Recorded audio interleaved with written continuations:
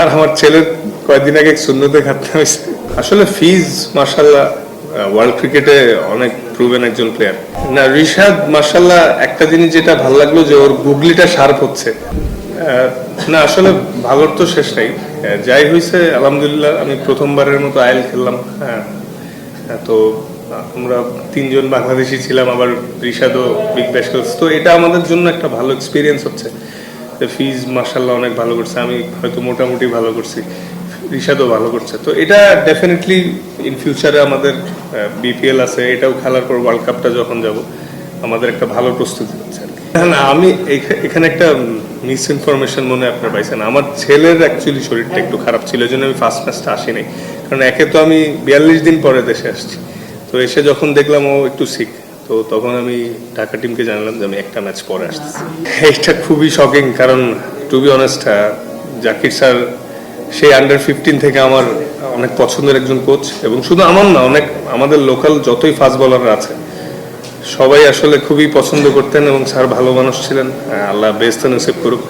এটা একটা big loss, কিন্তু মানে সবার একদিন যাইতে হবে। এখন আল্লাহ বেস্ট নসিব করুক, এই দোয়া করা ছাড়া তো এই মুহূর্তে কিছু করার না। আসলে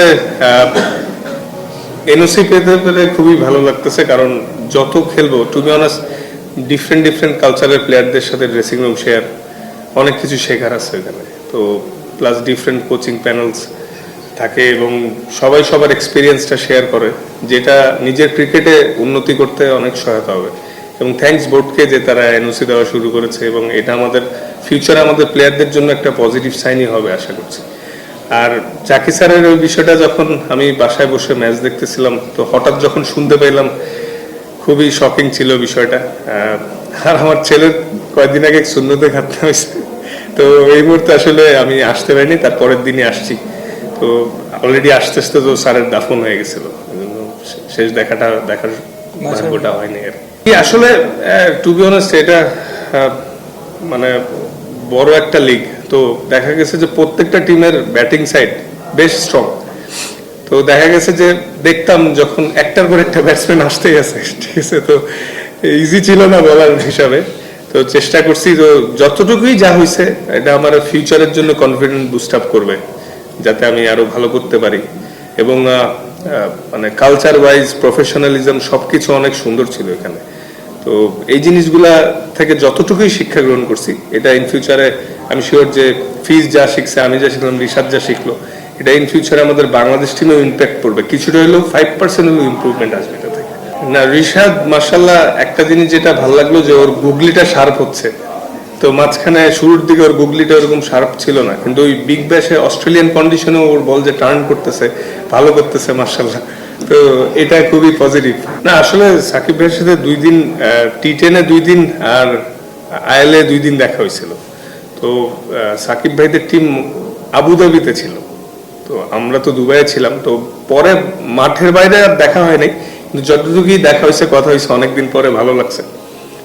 আর ফিটনেস হয়েছে আসলে দেখেন, আসলে একটা সার্টেন টাইমে যে টু বি অনেস্ট সাকিব ভাইয়ের এখন ফিটনেস আর থেকেও বড় জিনিস গেম অ্যাওয়ারনেসটা, যেটা অনেক ইম্প্যাক্ট পড়ে যে কোনো টিমের জন্য। অনেক এক্সপিরিয়েন্স, হ্যাঁ 400-র উপরে টি20 ম্যাচ খেলা একজন প্লেয়ার, তো এটা আসলে যে কোনো টিমের জন্যই এটা positive side.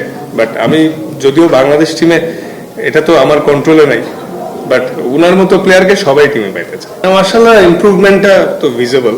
R to be honest বাইরের দেশে গেলে কিন্তু একটা প্রেশার থাকে, আপনি অ্যাজ এ ফরেন প্লেয়ার হিসেবে যখন খেলতে নামেন, কারণ ওইখানে এমন না যে আপনি খারাপ করলে আপনাকে খেলাবে। 2-1টা ম্যাচ খারাপ হইলেই হয়তো বসায় দেওয়া হয়, বা মানে আমি যে টিমে গেছিলাম এই টিমে 23টা প্লেয়ার ছিল, এর মধ্যে 17টা ফরেন প্লেয়ার, ঠিক আছে। তো বাট ভালো লাগছে যে আমি লাস্টের দিকে কিছু ম্যাচ খেলছি, এবং হয়তো আনফরচুনেটলি আমাদের টিমটা কোয়ালিফাই করে নাই।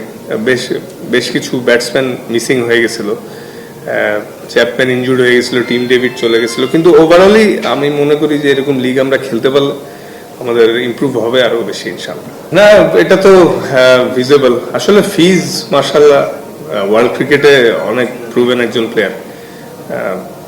মানে ও যদি 9 কোটির জায়গায় 18 কোটিও পাইতো, এটা অবাক হওয়ার কিছু হইতো না, কারণ ও ডিজার্ভিং একটা প্লেয়ার।